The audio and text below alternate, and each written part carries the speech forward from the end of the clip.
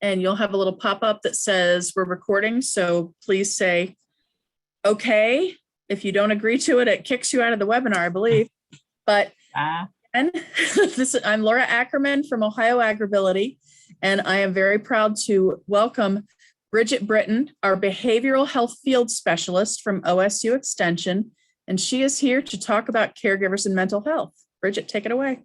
All right, thanks, Laura. Thanks so much for having me. I'm excited to be here today with you all. This is, in my opinion, the most important topic that we can have today, that we can have ever, the conversation about mental health and taking care of ourselves as caregivers. I am a caregiver to our 2.5-year-old son.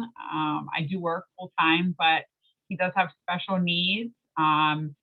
His special needs were more severe at birth, but we have struggled since he's been born to just keep up with his doctor's appointments and all of that kind of stuff. So I do want to share that I'm semi-familiar. I know that many of us probably on this call have more significant caregiving roles than others. So I just want to be transparent that, I don't know all the struggles that everybody goes through.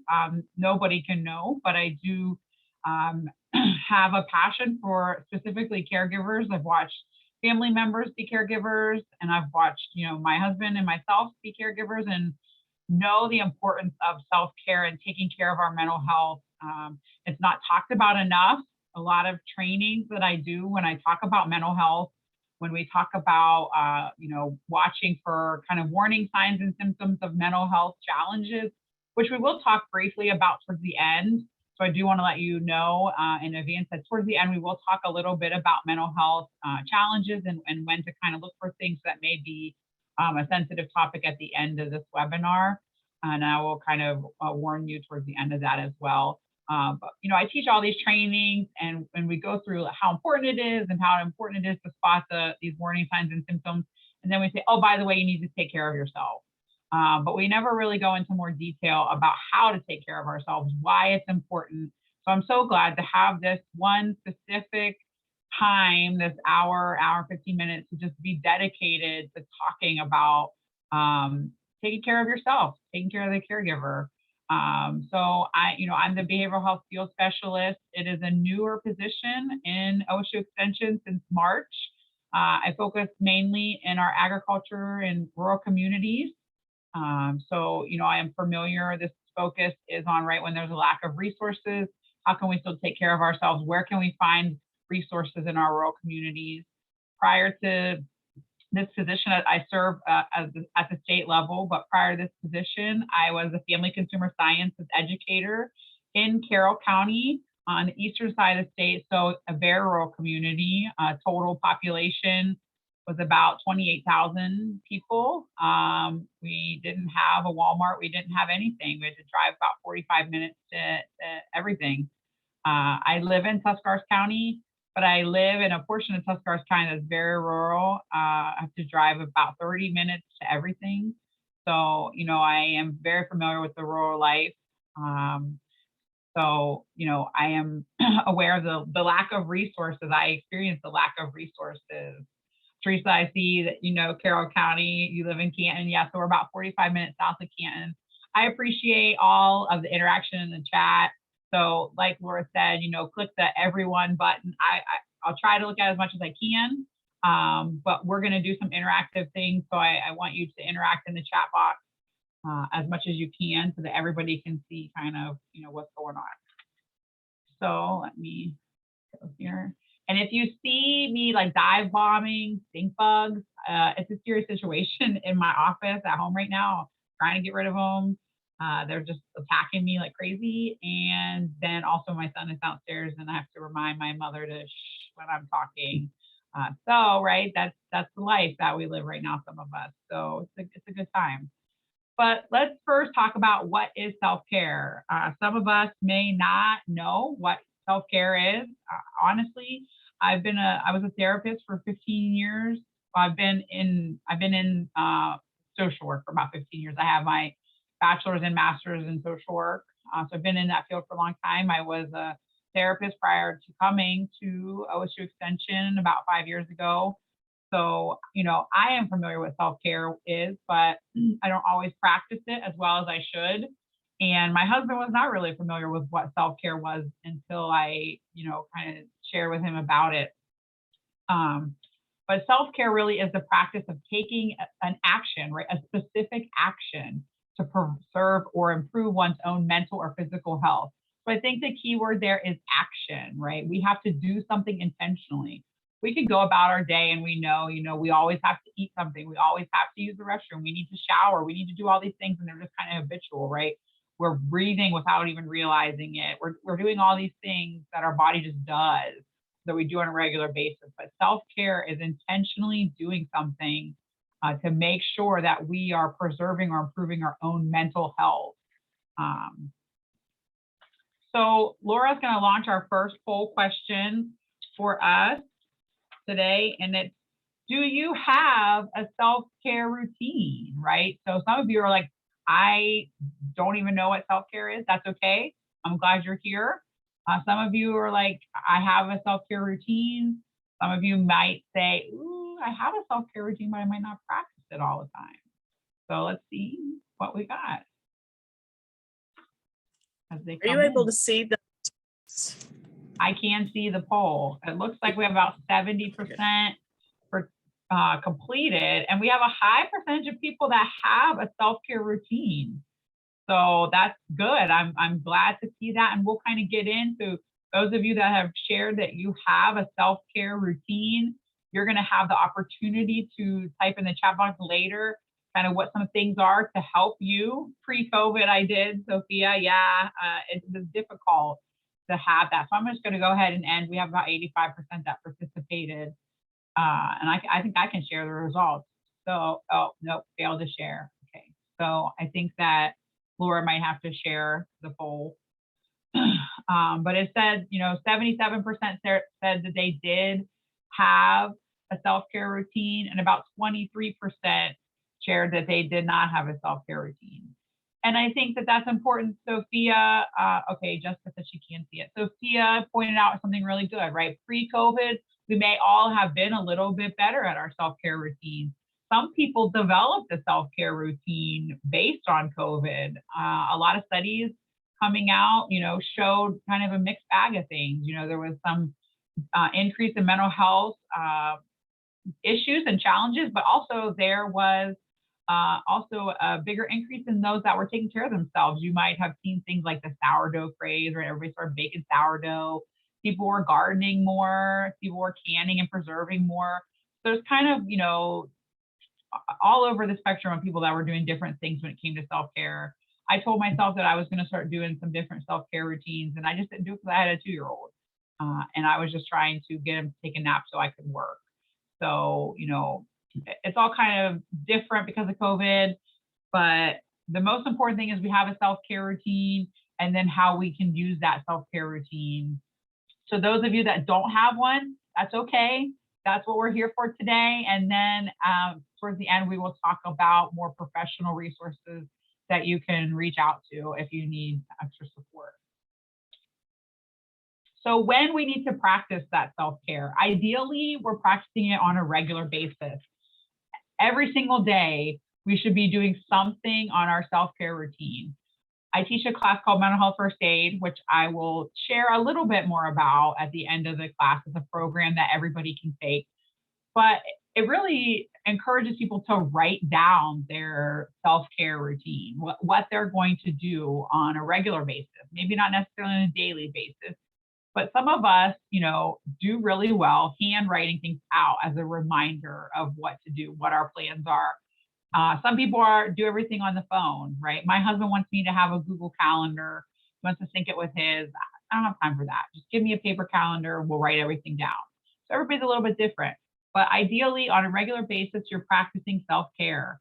So write out or however it works best for you, what you could do on a regular basis, what you can do daily for your self-care. Again, we're going to give some ideas of what are some things you could do for your self-care at home, because as caregivers, you're not necessarily going to have time to go out and go to a place for self-care. We're not always going to have time to go get a massage, go to the gym.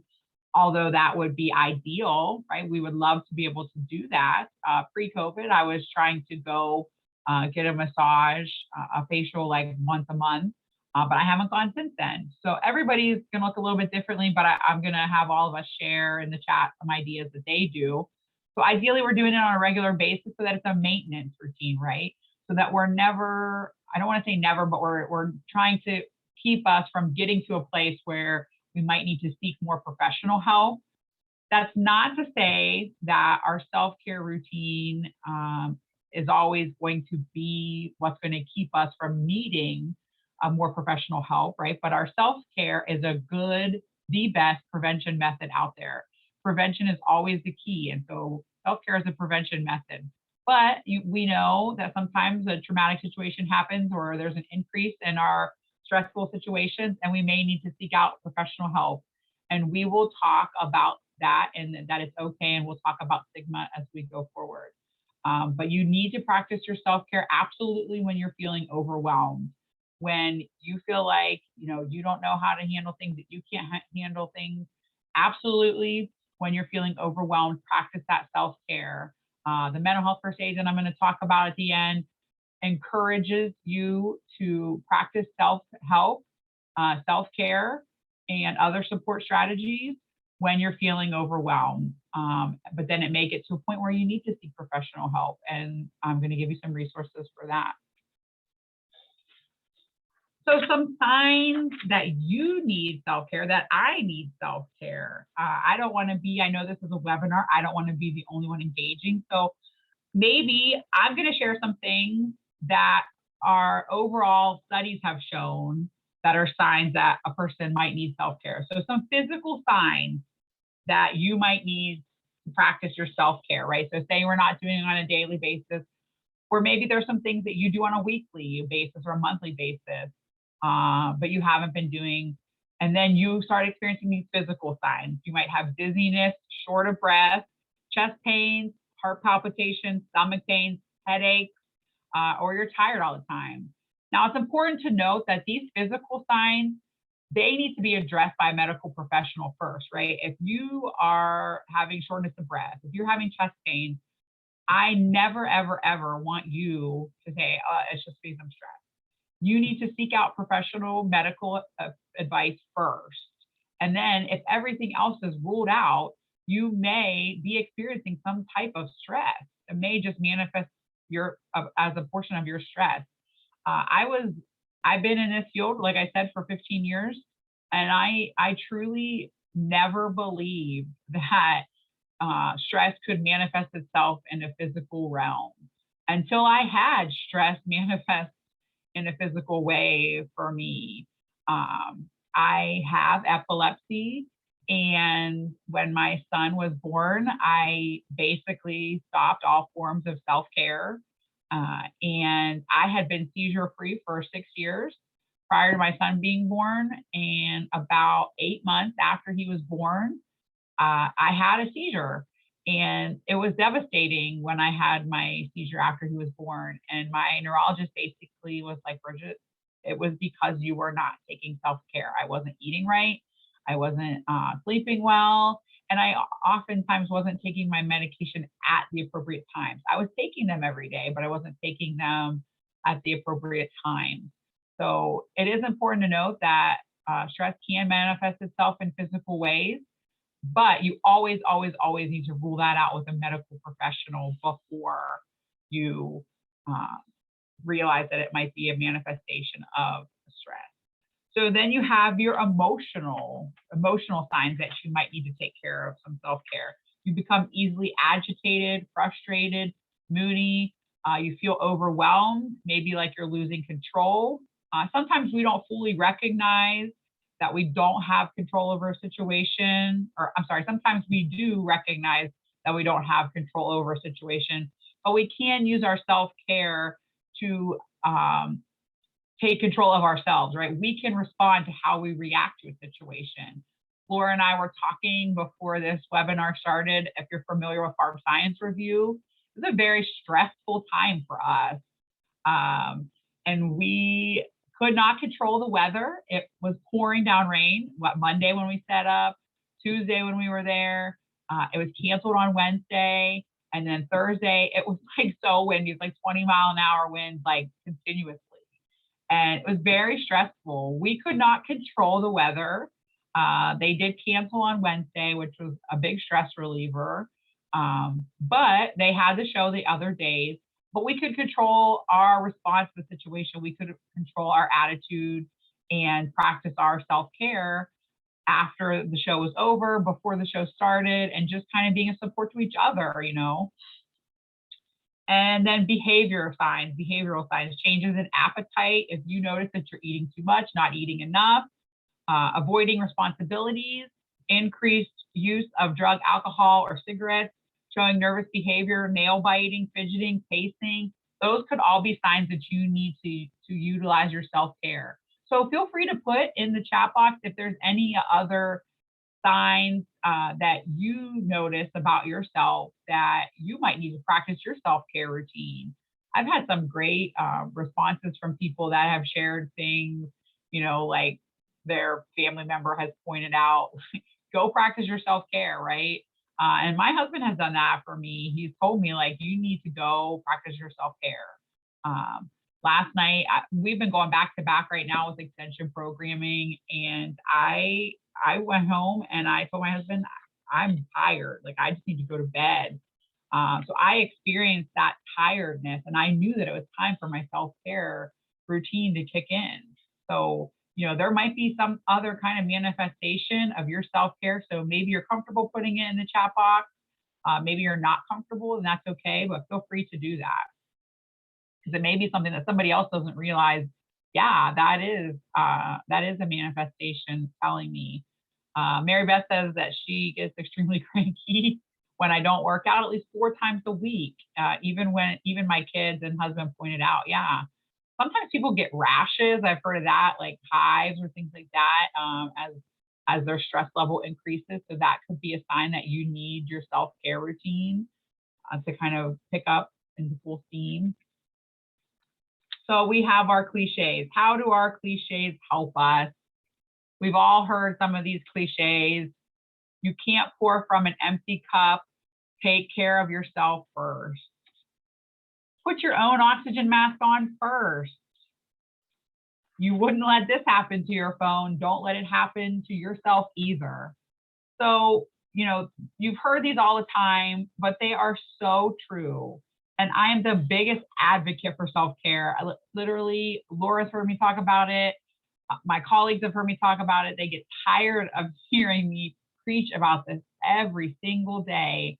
I'm going on vacation next week. I will not check my phone. I will not check my email. I practice what I preach to my colleagues, to my coworkers, to my friends, to my family. You cannot pour from an empty cup. You cannot give what you do not have to other people. That is why practicing self-care as the caregiver is so important.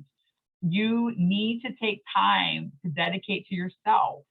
That's why I'm so glad that Laura reached out, that the Caregivers Network reached out to have me come and talk about this, because this is such a critical topic that's never just given itself dedicated time. There's never, ever dedicated classes just to self-care and taking care of a caregiver. You always just hear it kind of at the end or in passing.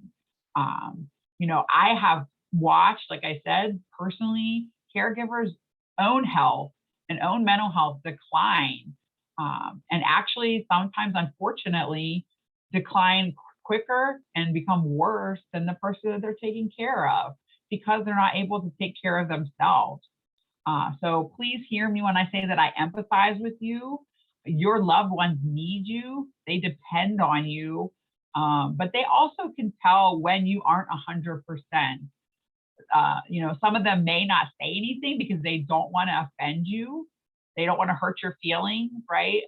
Kind of like, you know, my husband, sometimes he'll tell me when, hey, you're not looking your best, but no one really wants to hear like, you're not looking so good. So they may not tell you because they may not want to hurt your feelings, but they can feel that. Just like our kids can feel and experience when we're not at 100% or when we're upset or sad about something. And you don't want something to happen to yourself that could possibly put you in jeopardy of taking care of the person that you're caregiving for, right? So when I had my seizure, I thankfully did not end up in the hospital or didn't have anything serious wrong with me, but I actually was in the car at the time, but I was parked. But if something serious would have happened to me, it would have been just my husband taking care of my son. So we always need to make sure that we are taking care of ourselves so that nothing happens to us, so that we are there for our loved ones. And I know that you are all thinking, well, this sounds great in theory, right? So there is a why behind all of this. You need to know the why. I believe that if I can't buy you in with the why, then you're never going to practice self-care. The why is always important. Anytime I have a class about anything, I always talk about the why. So why is it important? Why is it important to practice self-care? Because you're going to get more done in a day. Study after study after study has overwhelmingly shown us that you are more productive in a day, in a week, in a month if you take care of yourself than if you don't take care of yourself. So you're more productive, you're more alert and attentive.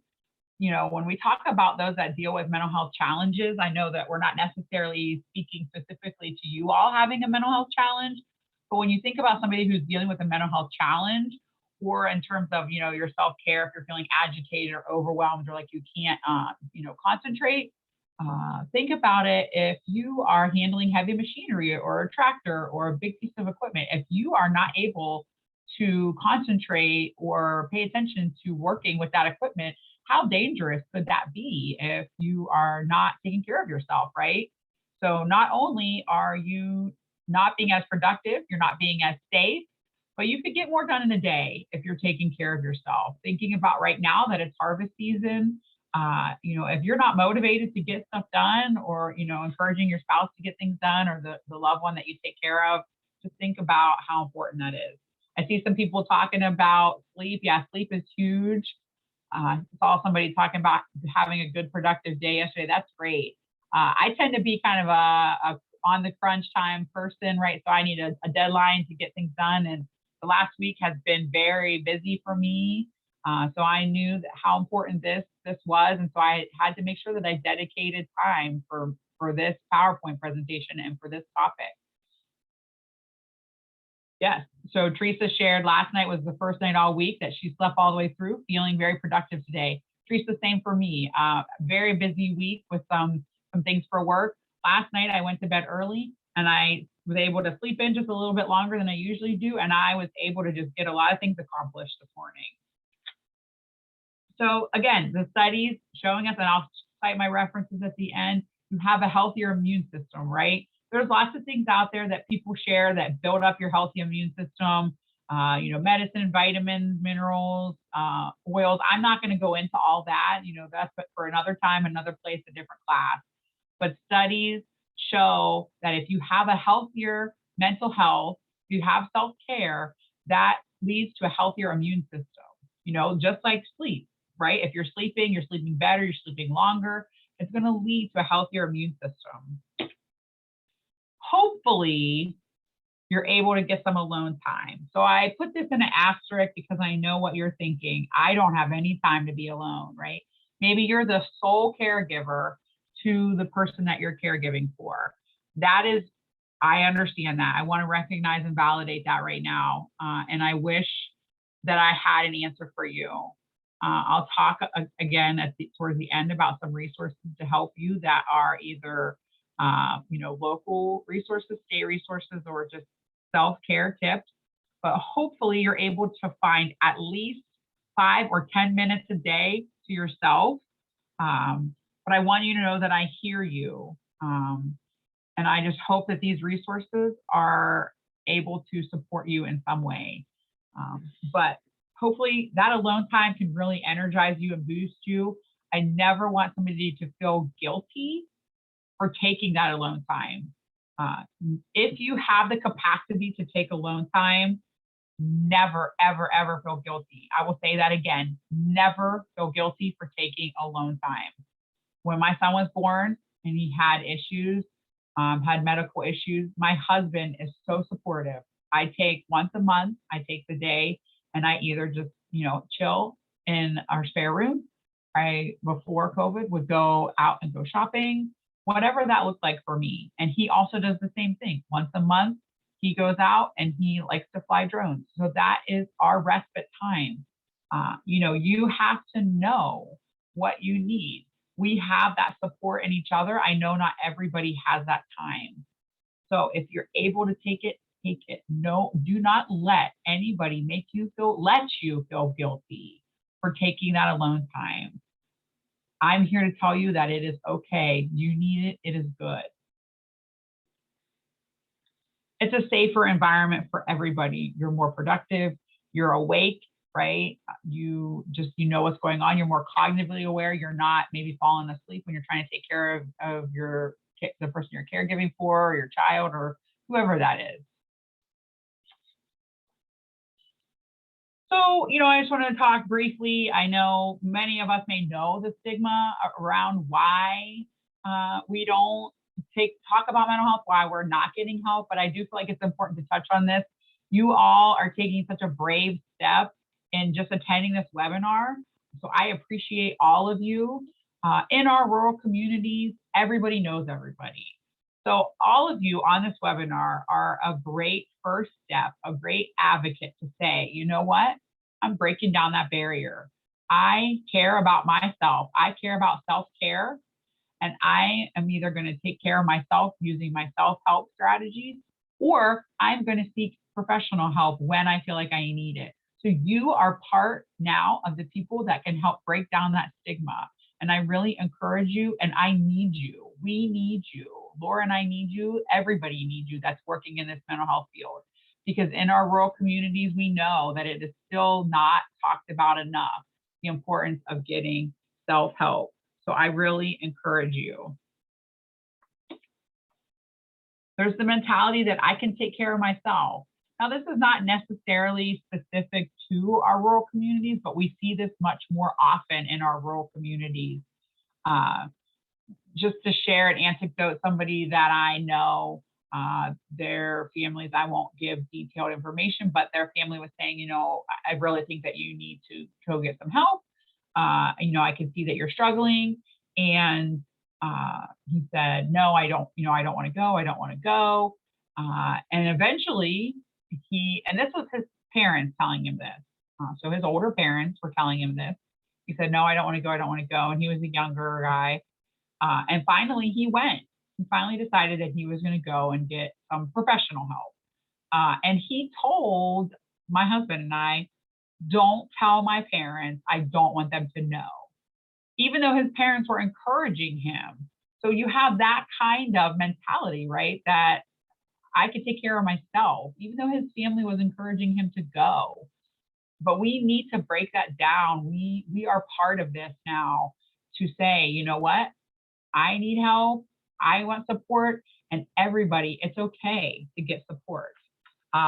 We go see a medical doctor if we have an issue, right? Way back when I said about, if we're having a heart attack or if we're experiencing any of those chest pains, anything like that, we're going to go see a doctor. If we break our arm and our leg, hopefully we're going to go see a doctor. Now, I know some people who might be so stubborn enough that they don't go to a doctor even when they think their leg might be broken. There are those few people. But also in our rural communities, our farmers and our agricultural workers, I think about timber production, even all of those. If their equipment breaks down, what's the very first thing they're going to do? If their tractor breaks down, what are they going to do? They're going to call somebody because they need their tractor, they need their chainsaw, and they need their equipment. They need all of that to do their job, just like they need their mental capacities, their mental faculties to do their job. Maybe they don't realize it, but they do need that. So it's the same kind of mentality, right? You need your machines, you need your equipment, you need your mental health.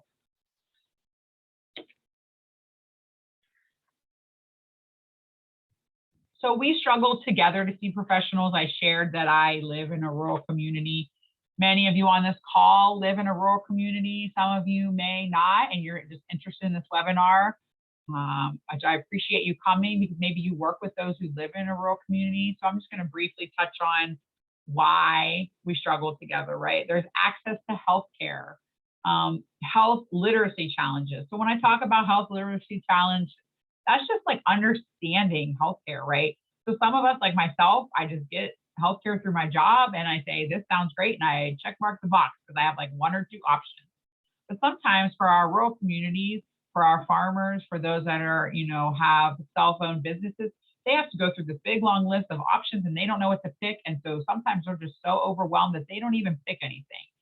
And a lot of times mental health options are not even an option on their healthcare plan, right? They have to pay out of pocket for mental health care services. And the time it takes, right? It could take 3 to 6 months. It could take a year to get mental health services.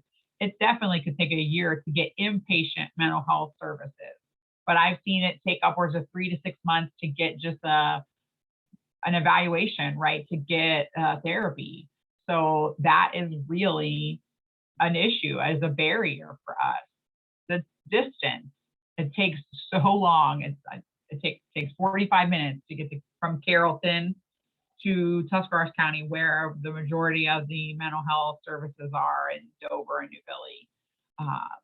45 minutes to Canton, where somebody said that they are located.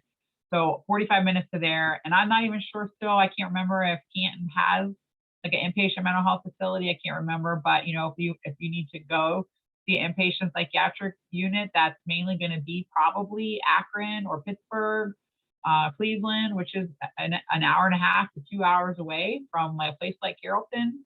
So this is a very long time. And then to know that your family, if they were to visit, that's a far drive.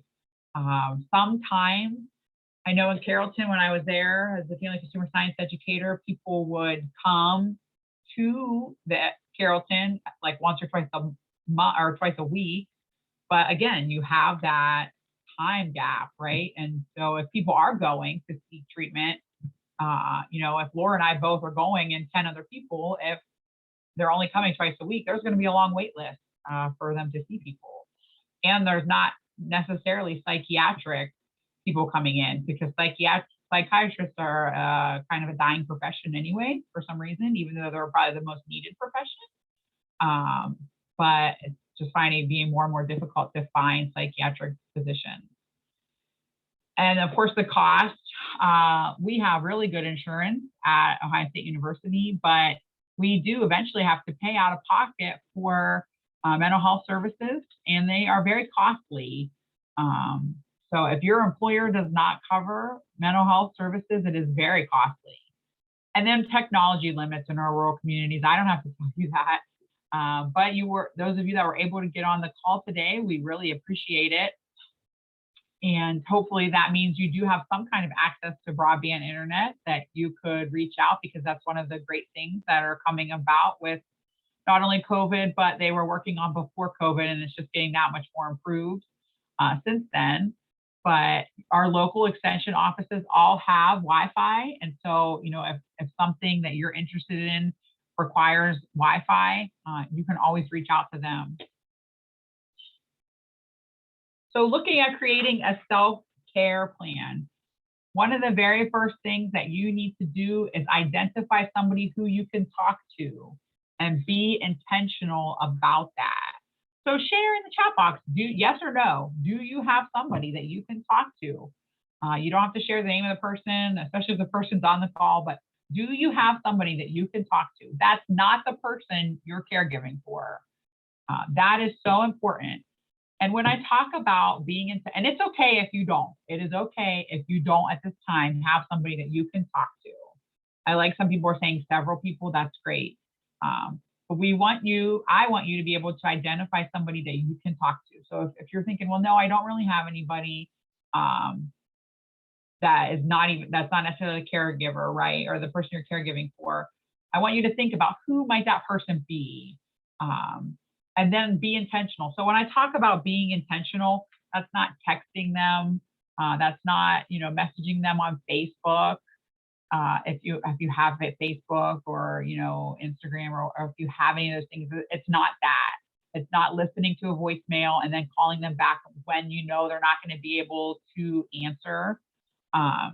It's being very intentional about calling them on the phone and talking to them. So we always need to make sure that we have at least one person identified that we can go to. You know, some people are sharing sometimes, often I feel like, you know, I can. I understand. So I hear you when I say that. And I've gone through periods of my life where I feel like I have had closer peer relationships than others. Your person does not necessarily have to be a peer. It could be somebody older than you. It could be somebody younger than you. A lot of times I have experienced when people think I am still younger. I'm not as young as I used to be, but I have had people tell me, well, you're too young to understand. I've been through a lot in my life. So making the assumption that just because somebody is younger doesn't mean they haven't experienced things. So, you know, I had a friend who was a caregiver for her dad for many, many years.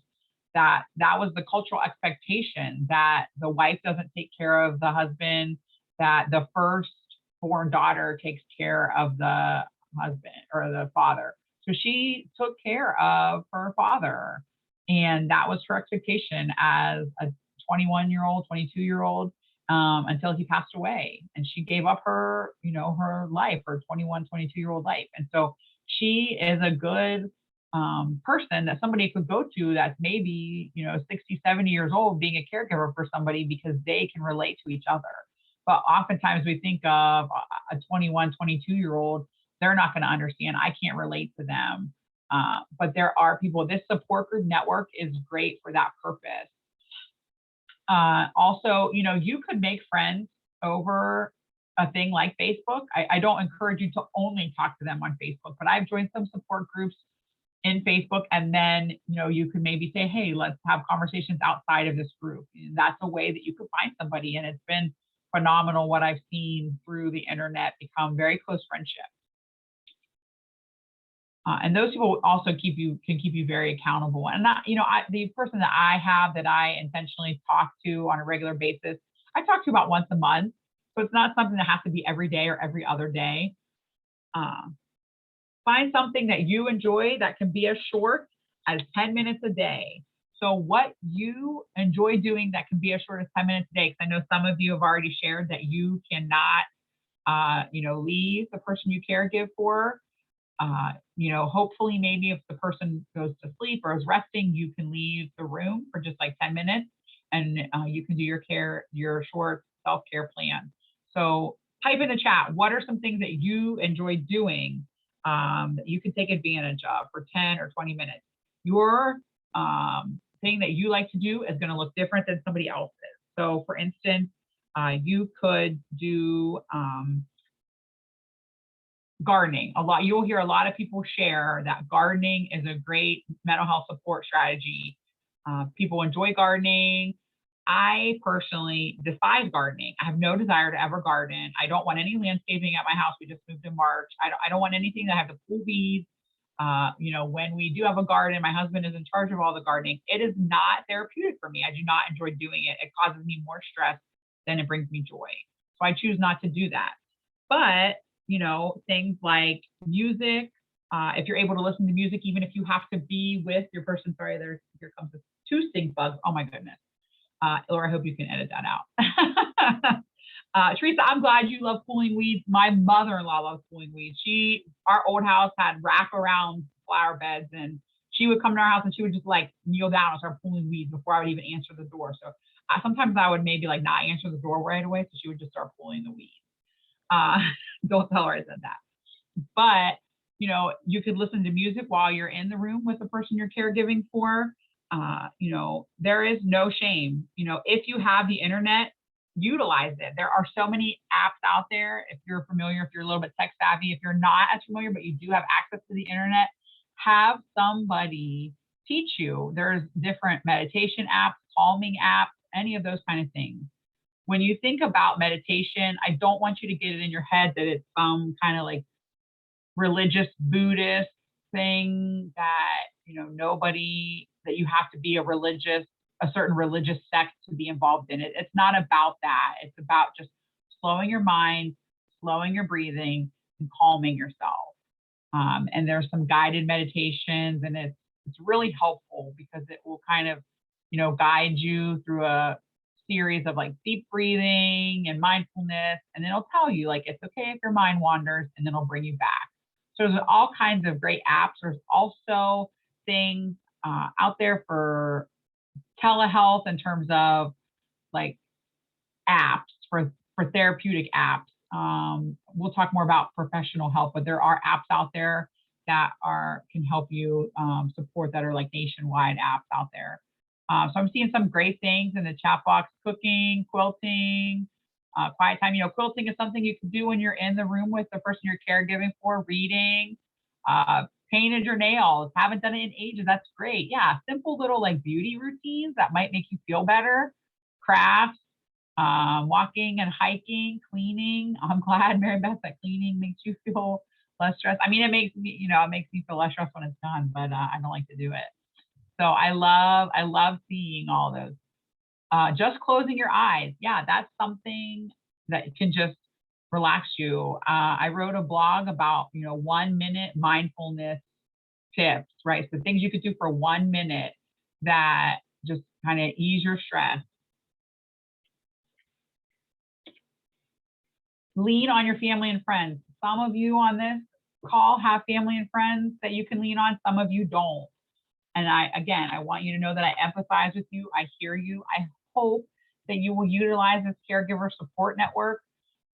Any other kind of places that you might be able to link to caregiver networks, I hope that you will reach out to them.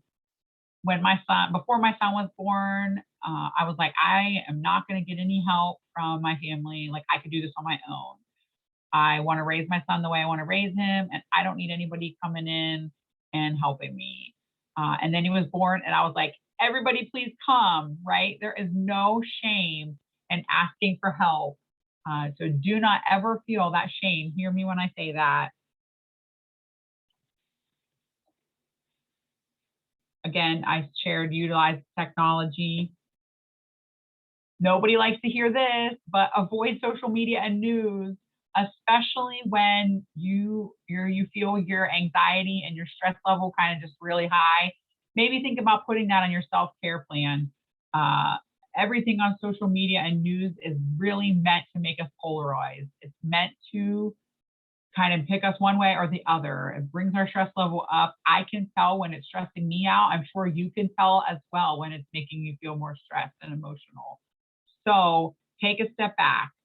You know, you don't have to announce it to everybody that you're taking a break from social media, but just take that break, take a step back, even if it's for a day, even if it's a couple hours, just say, I'm taking a break to yourself. You can tell other people if you want, but just taking that time to be intentional away from social media and the news is so important. I promise you're not going to miss anything really important. You know, I don't watch the news. I do get news on my phone, but you know, when there's a severe like hurricane or something, I hear about it, right? And I don't watch the, you know, regular news on TV. So you won't miss anything that's severe if you take time away from the news. But also, you know, you'll still get to see pictures of grandkids or kids or cousins, even if you take time away from social media. There's good things about social media. There's some support groups. There's connecting with family and friends that you haven't seen for years and years, but it also can be very toxic when you're feeling very stressed. So build into your plan regular breaks. So our next poll question, Laura is going to launch here.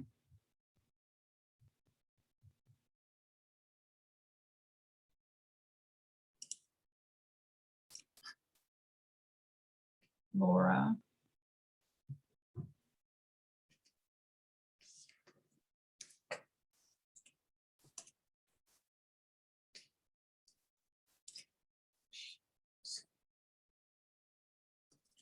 Laura says she's having tech issues.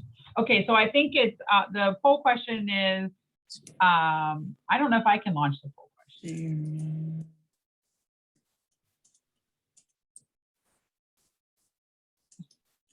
It is still recording.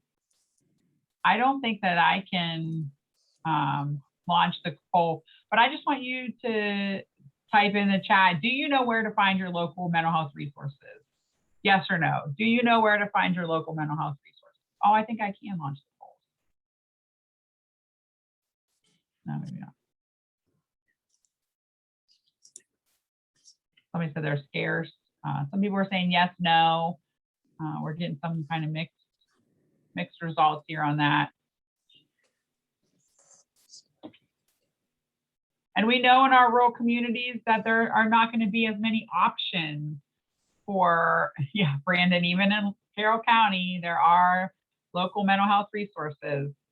So this here, I just took a screenshot of what the page looks like, is a list. It's a compilation of a mental health resource guide that was put together between OSU Extension and the College of Public Health, that you go to this website, go.osu.edu/county resource guide, or also another group I'm going to share with you, another website I'm going to share with you in just a minute, but this is a local resource guide. You go to that link, you click on it, you can click on your county. So if you live in Adams County all the way down to Wyandotte County, you can click on that. It will give you the mental health resources in your county.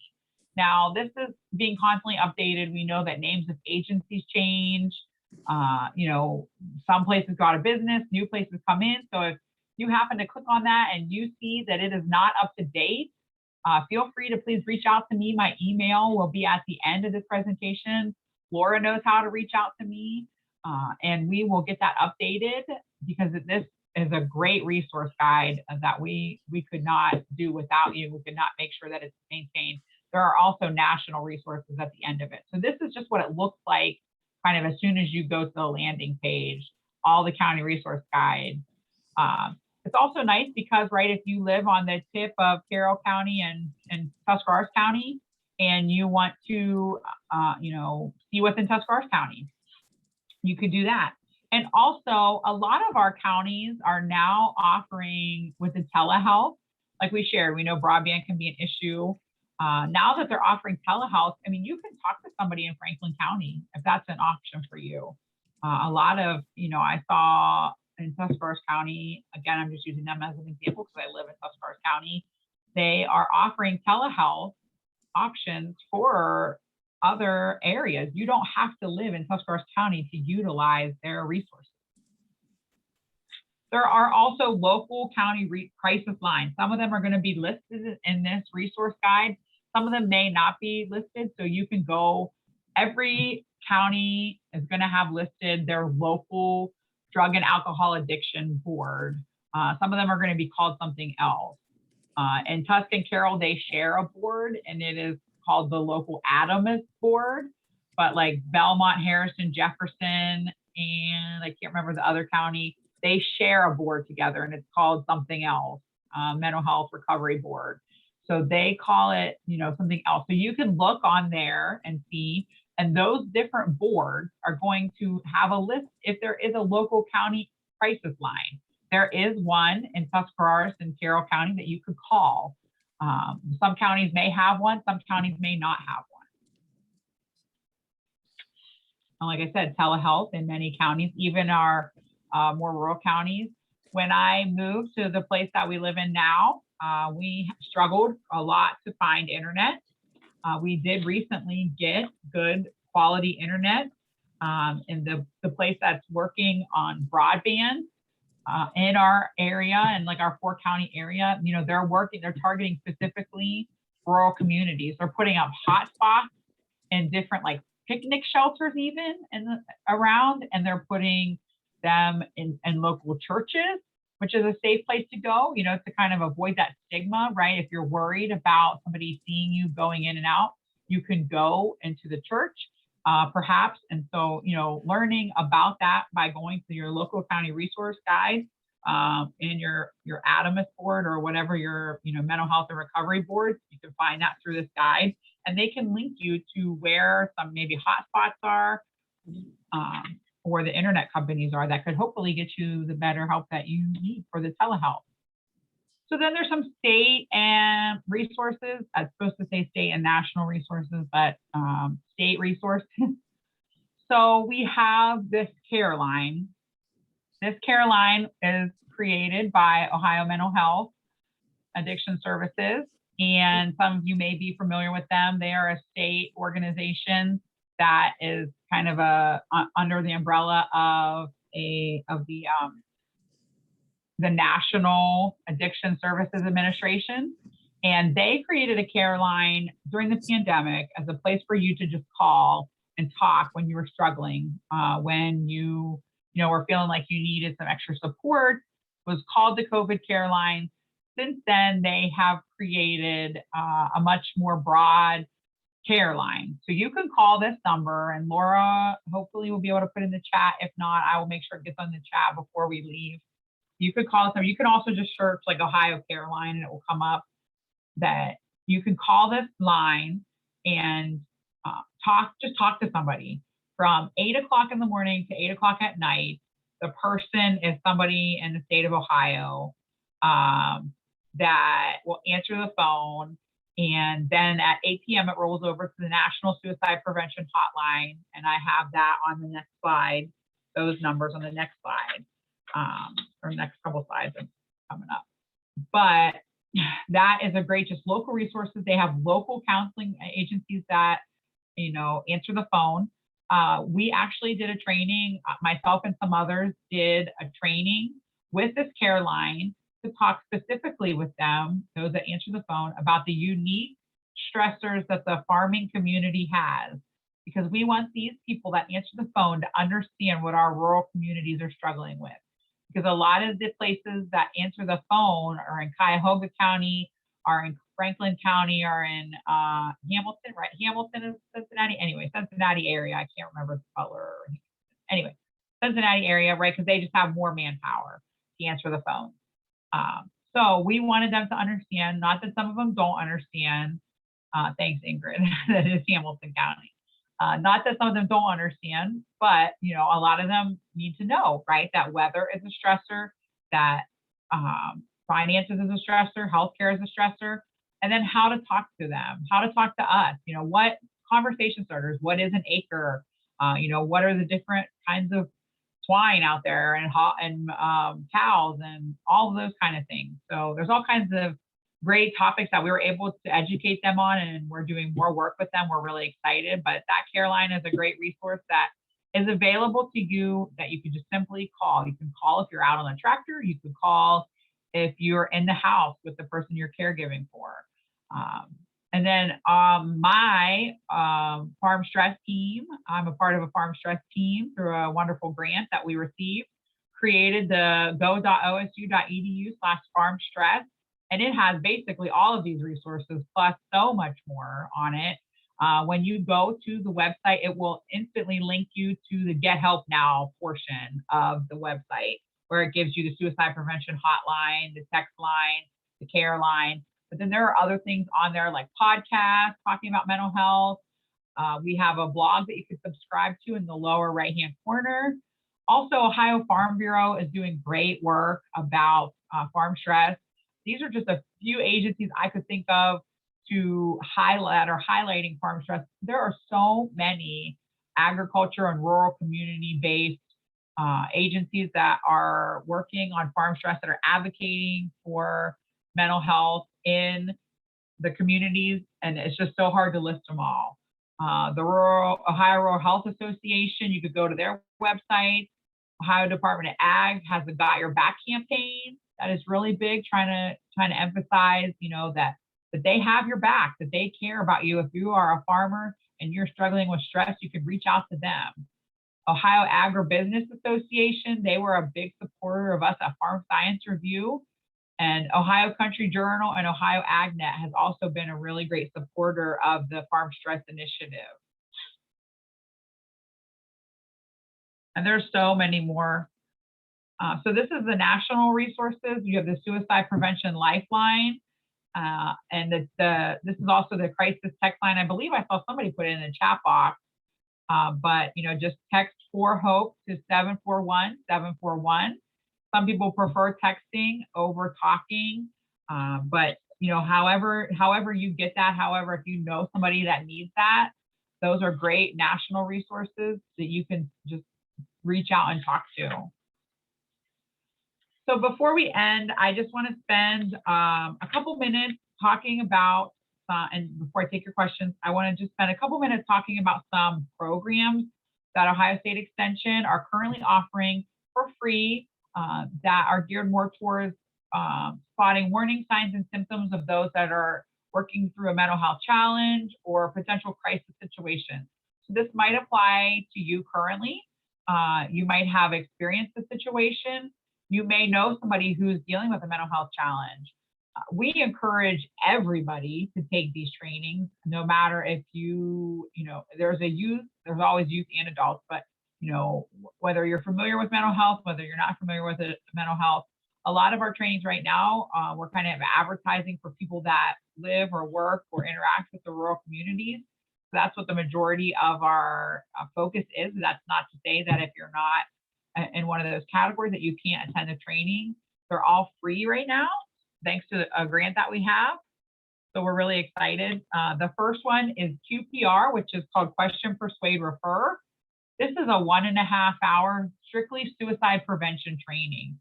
So if you know somebody who may be in a crisis situation, this is a good class for you to learn just how to interact with somebody who might be in a crisis situation. Also kind of learning those crisis lines, remembering them, and how you can be a support to the person while they're in a crisis situation. So it's a really great training. Currently, we're doing the majority of them virtually. If you happen to have like an agency that wants this, we could look into offering them in person. So then we have mental health first aid. You may have heard of mental health first aid. I know this is a lot on this slide. Mental health first aid, there's a lot of different options for how you can deliver mental health first aid. You could do a 2-hour self-paced portion with a 4.5 hour virtual portion. There's also an in-person version. But basically, it gives you a 5-step action plan.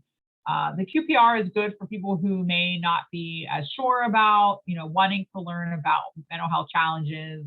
But this mental health first aid really kind of is a little bit more in depth, talks about finding the warning signs and symptoms, how we can support somebody in a non-crisis situation, how we can support somebody in a crisis situation, and then talks about supporting you as the mental health first aider is what you become, what you're called. And it talks about the self-care. And of course, there's never enough time to talk about the self-care for you all. And for myself, I am mental health first aid certified. It gives a 5-step action plan, which is the assess for risk of suicide or self-harm, listen non-judgmentally, give reassurance and information, encourage self-help, or encourage appropriate professional help, and encourage self-help and other support strategies. So you do not become able to diagnose somebody after you take this training, but you can support somebody, you can be there for somebody. This is a really, really great class. I personally, this is one of my favorite classes I teach. I really encourage everybody to take this. It is free right now. We are actually training all 70 Farm Bureau employees coming up, so we're really excited about that. So we're trying to spread the word. So this is a part I just kind of want to touch base on that may be kind of a sensitive topic for you or somebody you know, but I feel like it's very important for me to share in case you may know somebody who is exhibiting any of these potential warning signs, or you yourself may be struggling. There are some warning signs for suicide to look out for that I just feel like I need to share since I have this platform right now. You may have somebody that blatantly just says, I'm going to kill myself, because we know when stressful situations come out, when we know when people are not practicing self-care, it could build and build and build over a long period of time. It's not going to happen right away, but it might build to a point if they're not taking care of themselves that we could have a potential suicide. And we hope that we never get to this point, but I want to always prevent a suicide from happening. So taking those classes are suicide prevention, but I also want to be able to share with you some of these agriculture specific warning signs so that you're aware of them if you ever hear them. So, they may say, when they say coded to a son, they may be talked about to a son or another planter. Don't be surprised if I die in a tractor rollover. We never know how many tractor or farm accidents are actually attributed to a suicide. But if you hear somebody talking about that, that might be a warning sign, right? If they have been struggling for a really long time with other things, and then they start talking about this, that might be a warning sign.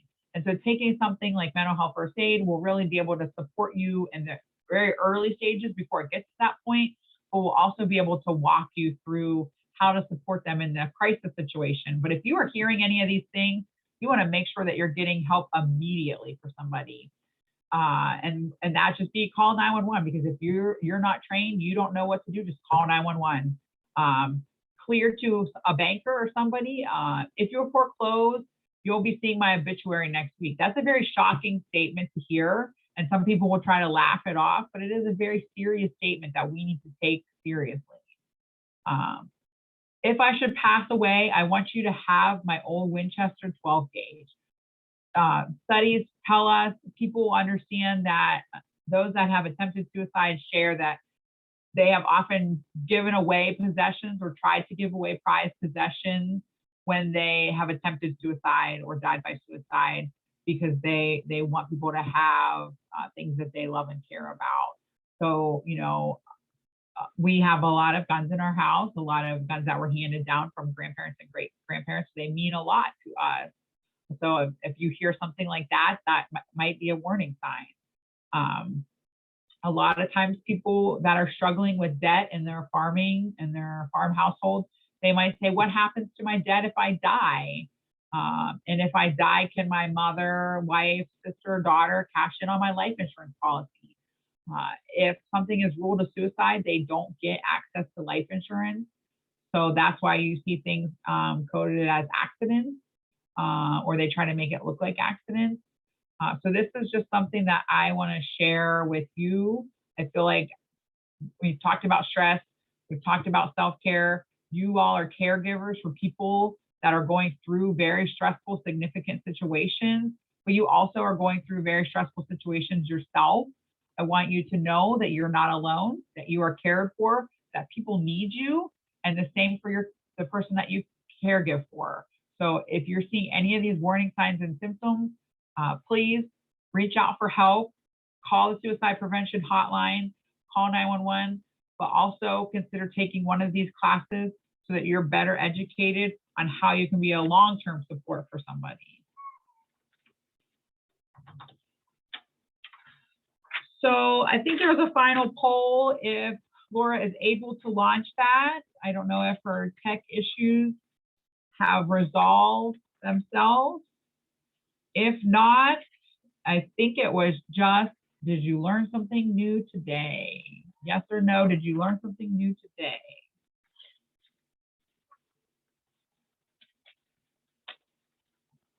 I love all the yeses in the chat box.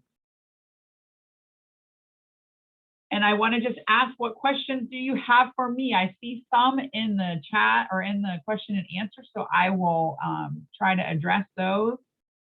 I want to share the resources. This is my contact information, and make sure you visit our website. We have so much information on our website, anything about disasters, anything about stress, the Get Help Now information blog, so much information. So somebody asked, caregiving actually played a minor role in my mental health. It is other people who have had power and control, but with lack of awareness of the disease and caregiving, the lack of knowledge impacted decisions made negatively. This had a bigger impact on my mental health. How can Ohio and OSU focus on awareness and knowledge within medical and legal communities with the understanding of skills for how to be a care partner? Well, I think that one of the biggest things that we are trying to do is that we are trying to educate medical professionals, right, on how exhausting caregiving is for those in mental health. I think that even though people are medical doctors, they're not necessarily trained in mental health. That's why you saw me talk about psychiatrists, right? Psychiatrists are trained in mental health specifically. And I think that a lot of our medical doctors are not necessarily trained in that. So I think that that is a big thing that we are trying to do. Really, a lot of the awareness that we're trying to do is with these programs like mental health first aid and QPR. Everybody should take this training, whether you're a doctor, a nurse, you know, a retiree, whatever you are. I mean, these are great, great programs that you should take.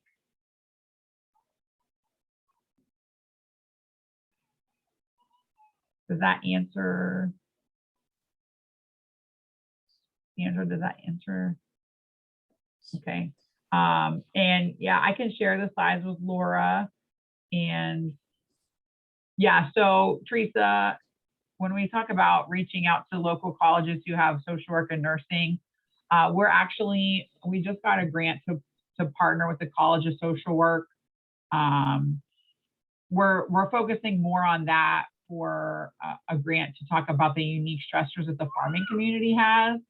So I think that will kind of lead to more awareness of the stresses for the farming community, but that will also give us kind of a branch, that cross partnership, right? That as we work with them on our portion of agricultural stressors, that we can then take utilize their expertise on how to spread the message about mental health with them. Because really, you know, I'm the first step in OSU Extension in terms of like mental health and behavioral health that we kind of have.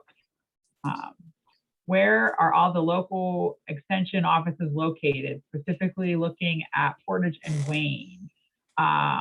So Wayne County's extension is in Worcester. I know that for sure. You can just Google, like, I don't know if there's a map, Laura, but you could just Google, like, you know, OSU Extension Portage County, and it will give you like the town. All 88 counties do have an extension office, but they are all a little bit different because they're all maybe staffed a little bit differently. Some have a full staff of people. Some only have like a 4-H person and an office associate. Some have like 4 or 5 or 6 staff members. So it just depends where they're located. I do know that Wayne County is in Worcester. It's kind of in their big building where all of their like soil and water and all that is. Julie and I just put it, both put in how to locate the office. Okay, you are echoing because you're on 2 separate lines, it looks like. Yeah. Is that any better? Yeah, that's better. Okay. Yeah, my laptop decided to freeze up, although it's still recording, so that's good news. So I'm on my iPad. It is recording. It's recording and transcribing. That's all I care about. But Julie and I both put in the how to find the extension office into chat. Thank you, Julie. No, thank you. So somebody said my problem is finding someone to check in on my husband while I would go away for a few days. Seems like all the agencies don't do that sort of thing. Family lives far away, friends. I have used them in the past. So Betty, there are some, I don't know. I mean, I guess it depends on where you live. There are some agencies that do that.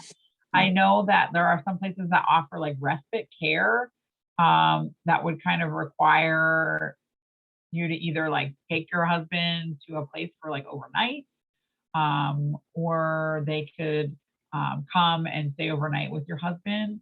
So there is a lack of that. That's absolutely correct. If he can't stay by himself, you know, that is, there are some places, but it really is dependent on where you are. Janelle says the sheriff's office sometimes will check. Yeah, adult day services. Teresa's right. There are adult daycares.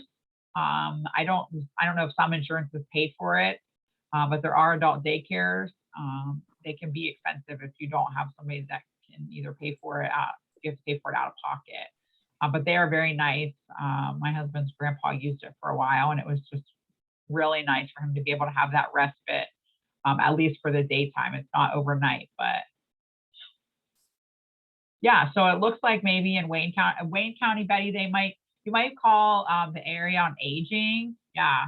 And they might be able to share with you some options for either an adult daycare. And you don't have to be like, people that go to adult daycare don't have to be like severe to go there. But they might be able to share somebody who could go and check in on him.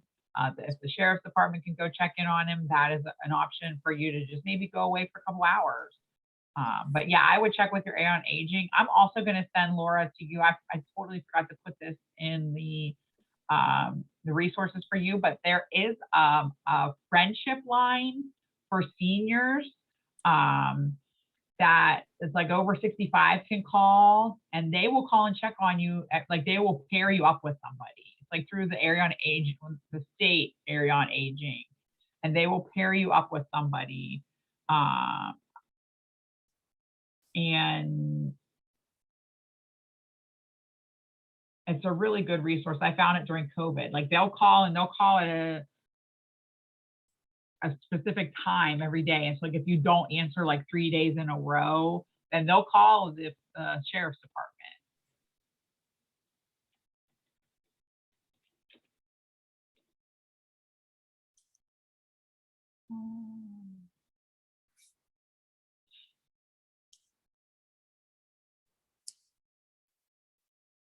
Let's see what else.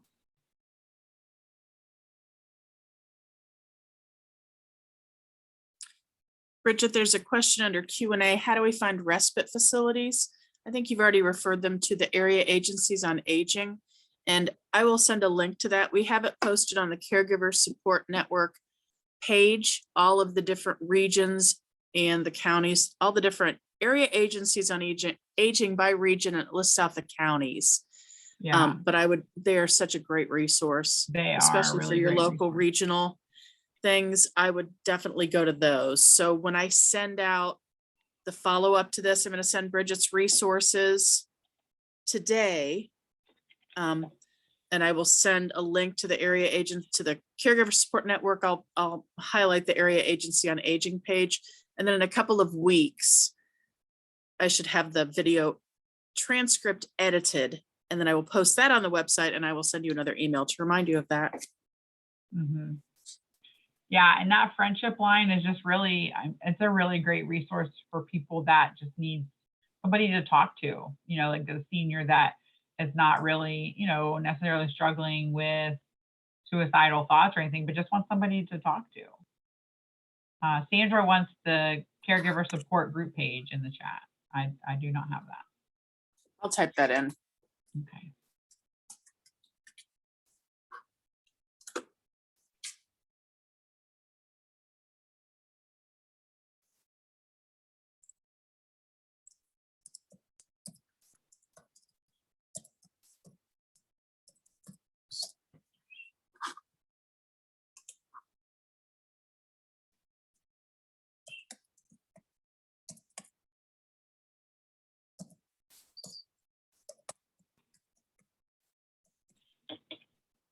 There are some of my resources. I really encourage you all to check out mental health first aid and QPR if it's something you might be interested in taking.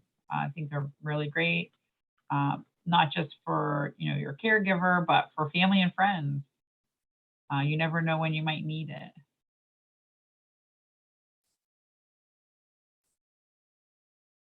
What questions does anybody else have?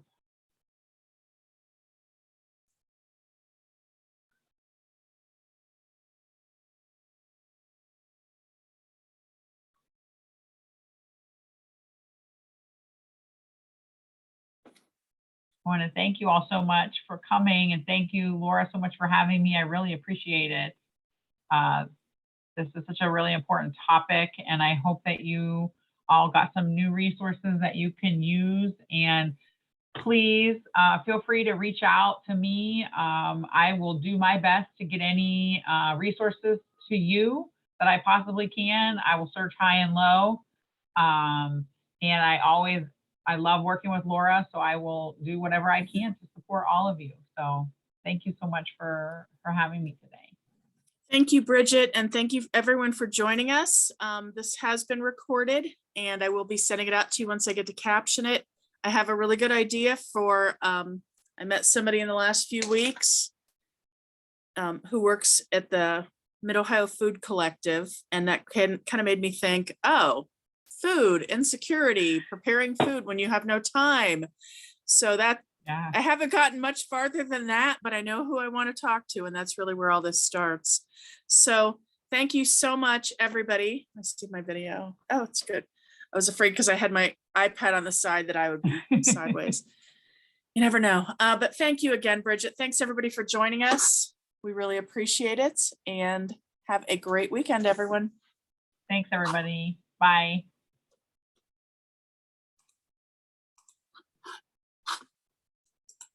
I don't even know if it'll let me end the recording, so I may just have to I can restart stop my it. computer. Do you want me to stop it? It's letting me stop it. It is? Yeah, I can stop it. Okay, good. Yeah, I don't know. My